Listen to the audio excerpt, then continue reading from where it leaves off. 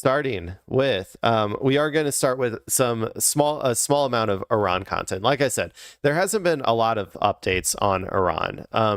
Nothing really came from the Trump-China summit. China didn't make any commitments or anything to ending or pressing on Iran to end the war. Iran, as far as I know, has been peppering the UAE with missiles and some boats that are not allowed to go through are being seized by Iran occasionally. And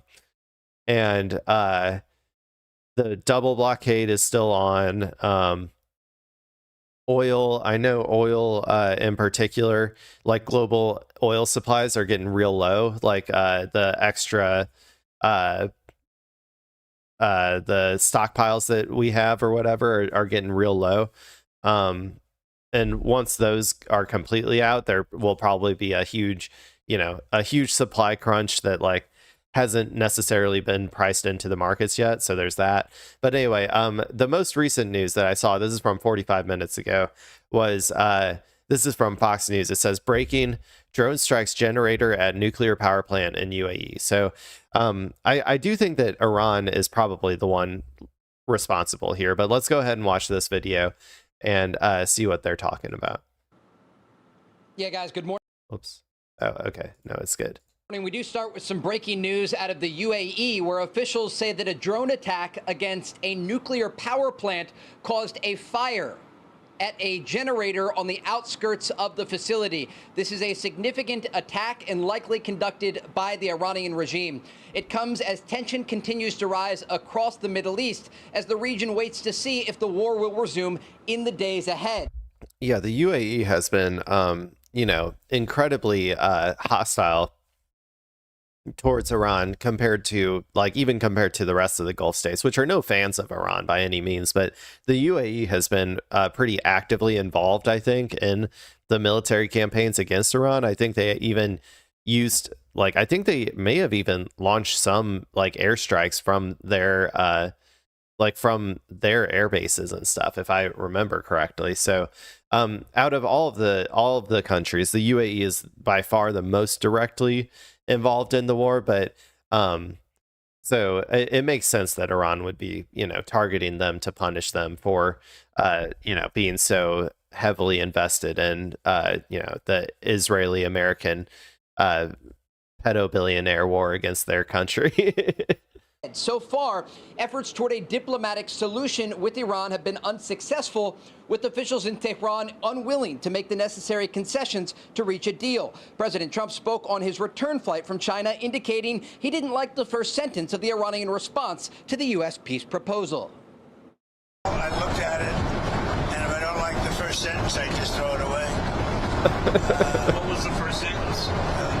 Unacceptable. Fuck you, Donald Trump. That was the first sentence. That would have been a power move if they did that. Because they fully agreed, no nuclear, and if they have any nuclear of any form, I don't read the rest of it. So 20 years is not enough for you. It's got to be a permanent. No, 20 years is enough, but the level of guarantee from them is not enough. In other words, it's got to be a real 20 years.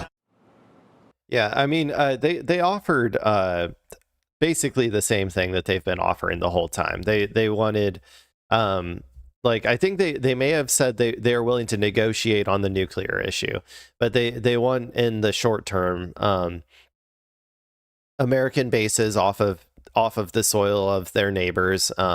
They want full sanctions relief, and they want to set up a tolling system in the Strait of Hormuz and have complete and total sovereignty over it.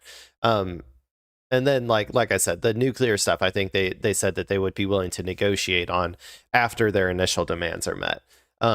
So Iran's proposals, honestly, have not changed in the slightest, except for maybe loosening slightly on the nuclear stuff, because I think they probably think that if they might be able to get all of their other stuff that they want if they agree to some form of JCPOA style nuclear deal where the inspectors come in and are verifying their that they're not accelerating their nuclear enrichment towards a bomb or whatever.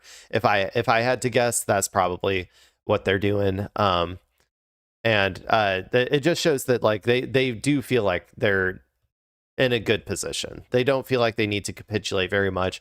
They feel like the global energy supply, especially I heard early June is when there might be like a price spike as the prices have to be like brought back to reality, because a lot of the pricing of like the stock market for sure, but even the Brent crude index and all that is very much tied to like hope, like the hopium that like Donald Trump is going to somehow solve this problem, which is a bad place to put hopium in my personal opinion. But once the reality sets in that these that our stockpiles are drained in their entirety, and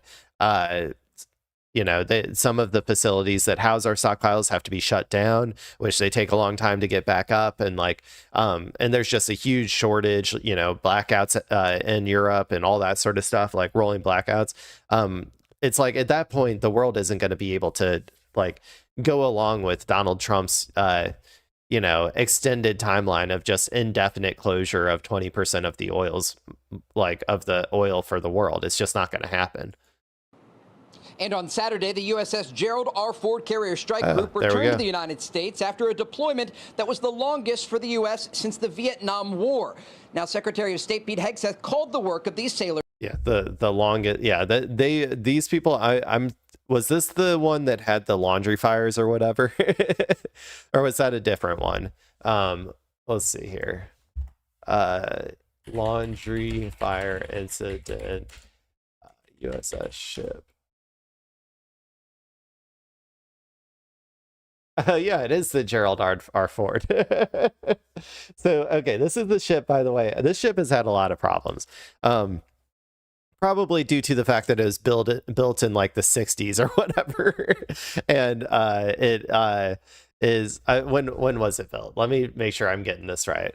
When was USS Gerald R. Ford built? Okay, never mind. I'm wrong. It's 2009. Okay, so I guess this is a relatively new ship. I just kind of always assume most of our ships are from like the 60s, but okay, this is a new ship. So this one, it says commissioned in 2017 actually, so it's a really new ship. For a ship this new, it's having a lot of problems though. It had this was also the one with the poop overflowing, I'm pretty sure. Where they were the sailors were having just like sewage living in open sewage, as all of the toilets were overflowing because something was wrong with the plumbing or whatever. Like and there's a lot of speculation as well that people just like were stuffing their shirts down the toilets to try to fuck up the system so that it was forced to go back to to port or whatever, and they could have a little break, because they've been out there for like a year now. I don't know if people know that. Like it's been crazy. They were originally I think positioned around like Latin America, or no, they were in the Middle East, I think. And then they were moved back to Latin America, and then I think they had to move back again to the Middle East for Iran. And so because I think they were over there originally for Operation Midnight Hammer or whatever, the 12-day war. I can't remember, one of those two. And so, yeah, so now they're finally coming home. This, I guess, apparently only 8-year-old ship can finally get a break, can finally get some repairs done.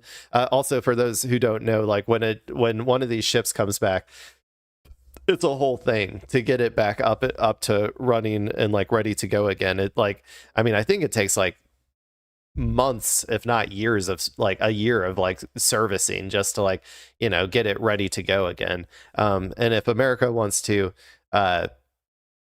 continue doing indefinite hot wars all across the world, they're going to have to speed up that process or get some more boats or get some more manpower, like one or the other. But anyway, I'm kind of rambling now. Let's keep going. Let's learn more about the USS Gerald R. Ford coming back. Phenomenal. Absolute resolve, epic fury. It's an incredible story, and the only story that should be told today is of the heroism and the skill and the professionalism of these sailors who went 3 times around the globe to defend that flag right there, which can only do what this no, does. Nope, not that flag. You see that flag down there? Not that flag. Let me show you the flag they were going out there to defend real quick.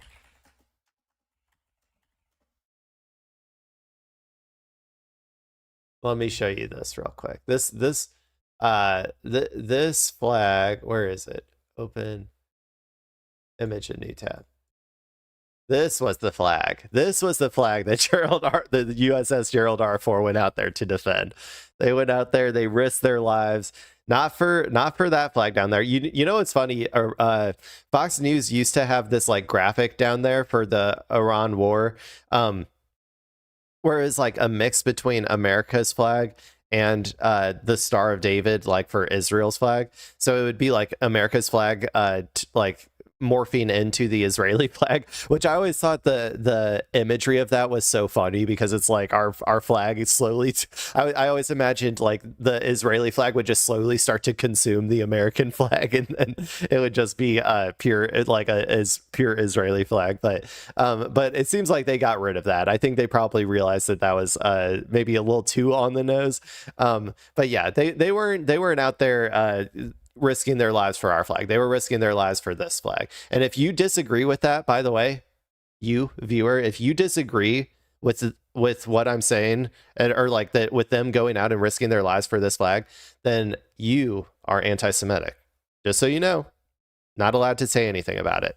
You're an American citizen, but you are not allowed to complain about Americans having to go risk their lives for the Nazi state of Israel. Not allowed. You're not allowed. Even what I just said right there.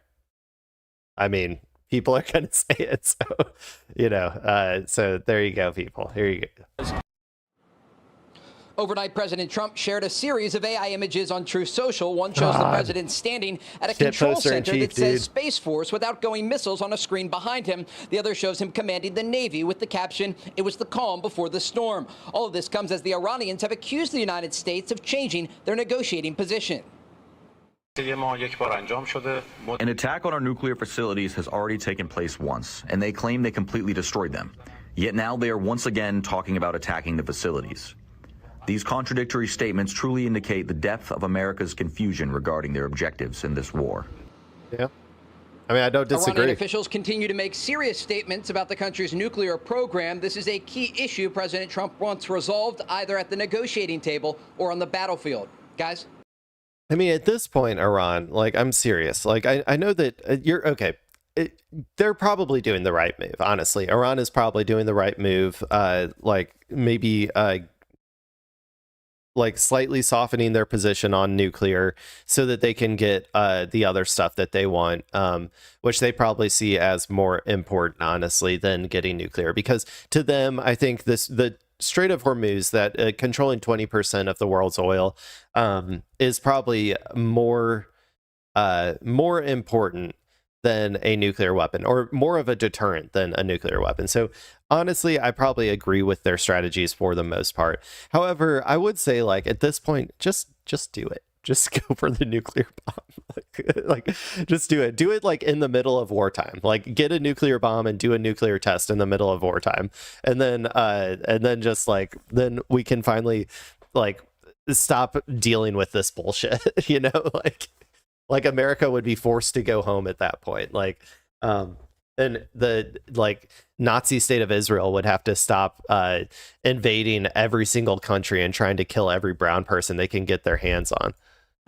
Trey, real quick, you know, of the many things I believe the New York Times broke this week as far as what the administration may do, one of the things was, one, a ground offensive for the nuclear material, but the other one was still this idea of taking Karg Island. That might become a reality. Could you explain if there's any breadth to that and why? They're going back to the Karg Island, like fucking psyop story, dude. It's so annoying. I've been speaking with regional intelligence officials this morning who indicate that the assessment inside of Iran is President Trump may resume combat operations against the regime. And these officials say that currently the Iranians are conducting a strategy of deception and delay with hopes that buying time would actually make it more difficult if the war does resume. As it relates to Karg Island, President Trump has a variety of options on the table to put pressure on the Iranian regime. And one of those is the possibility of sending forces to Karg Island, this critical island that accounts for around 90% of Iran's crude oil exports. You also have I don't know, man. I think that if they were going to do a ground invasion, I kind of think that they already would have done it. I think that the fact that they've hesitated this long indicates that they're like a real unwillingness for Trump to take any sort of like to get like bogged down like in actual troops on the ground quagmire with like, you know, I mean, I said before, if they tried to do this operation, it'd be hundreds of people dead. Like if they like, and then how do you hold it? Like, okay, you're just going to hold it indefinitely while you're constantly being like Iran is just raining, you know, drones on you 24/7. Like, what are you going to do? Like, I don't know. I think that this is such a red herring at this point. If we're not willing to actually commit the hundreds of thousands of troops to do a full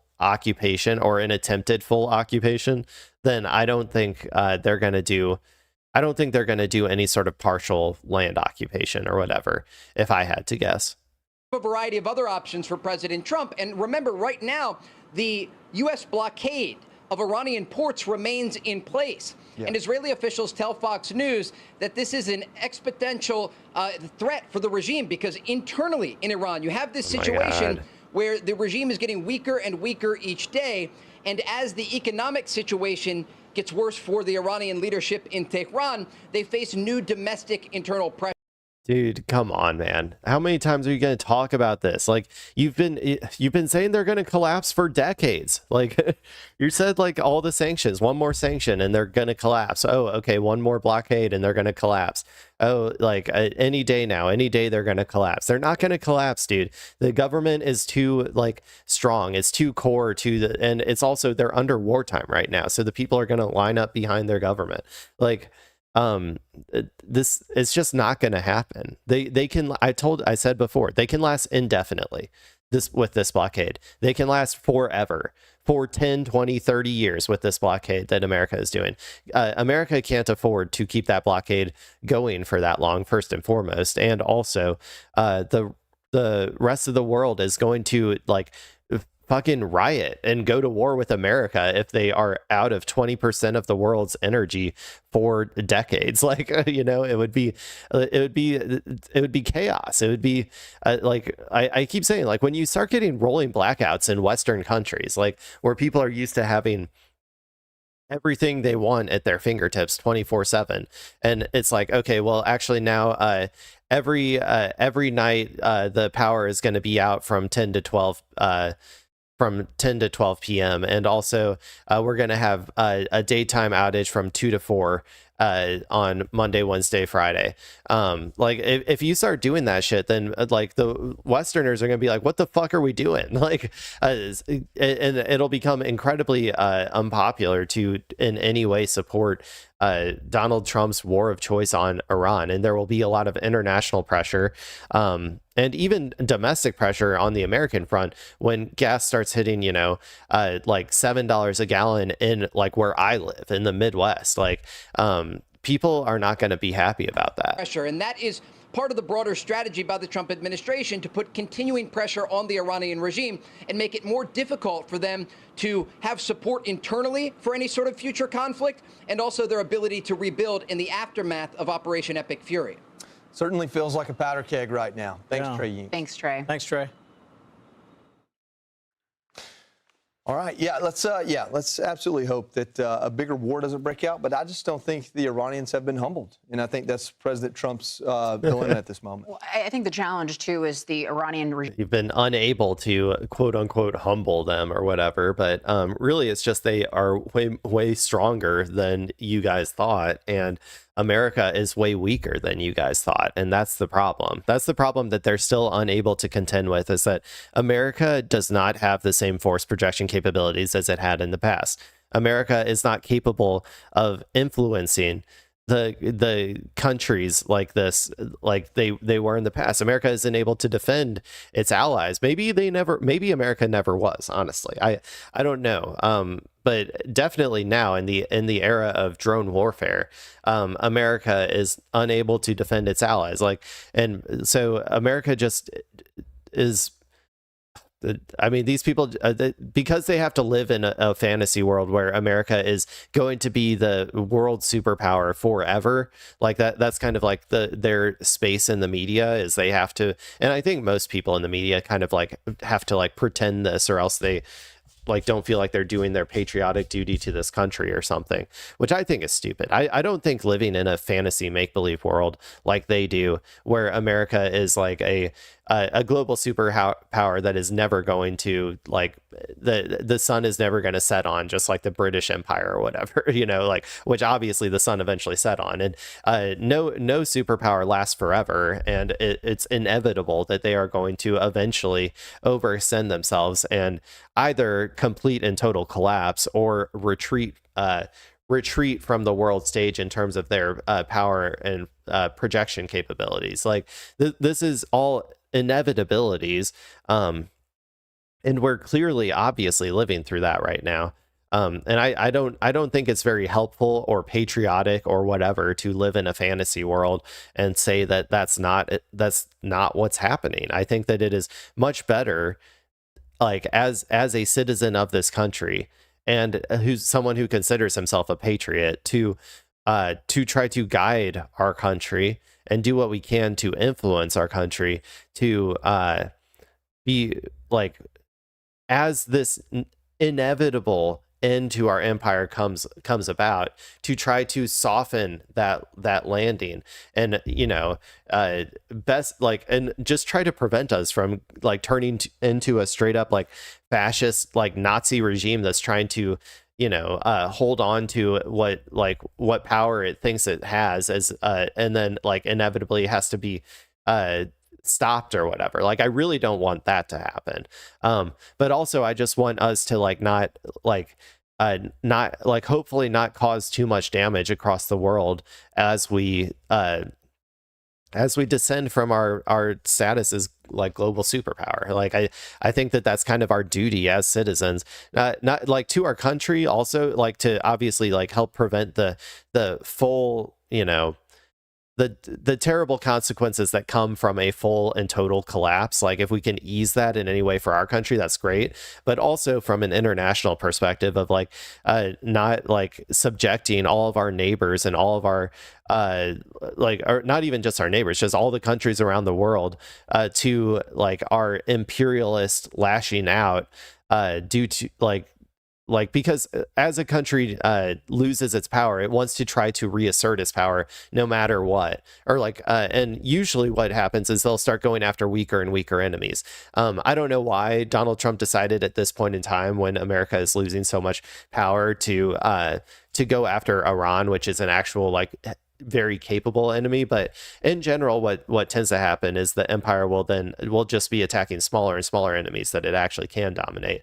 And I think we have a duty to try to stop the worst impulses of our dying hegemonic empire. Personally, that's my personal opinion. I think it's patriotic to do so, and I think what these people are doing, living in a fantasy world and just pretending like America is still has the same like superpower status as it used to, I think they're actually doing I think they're actually hurting the country by doing that, personally, because they're trying to because the collapse that comes from buying into that philosophy, and like the political unrest and the instability that is going to come from that disconnect between like reality and fantasy, it like inevitably is going to lead to a harsher collapse that is worse both for our citizens and for the international people abroad. So I don't know, I always get very frustrated when people do this. So but anyway, that was a long ramble. Let's keep going. Regime is sort of built to last, even with IRGC commanders spread across the country in these different provinces. And so I know that we've been putting pressure on the Iranian regime, but how close is it to breaking? particularly when we're sort of dictated by election cycles as well, with the midterm election coming up. So. Yeah, I'm glad you said it that way, especially because a lot of people will expect things to happen quickly.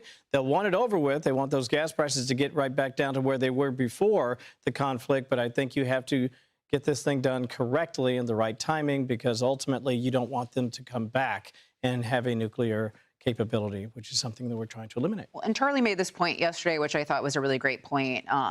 That shows that President Trump is trying to do the right thing, because what other president would be doing this with an upcoming midterm election, dictated by politics, and he's doing this because he thinks it's the right thing to do. So just wanted to. Well, and because Netanyahu has some pictures in a vault somewhere. That's also why.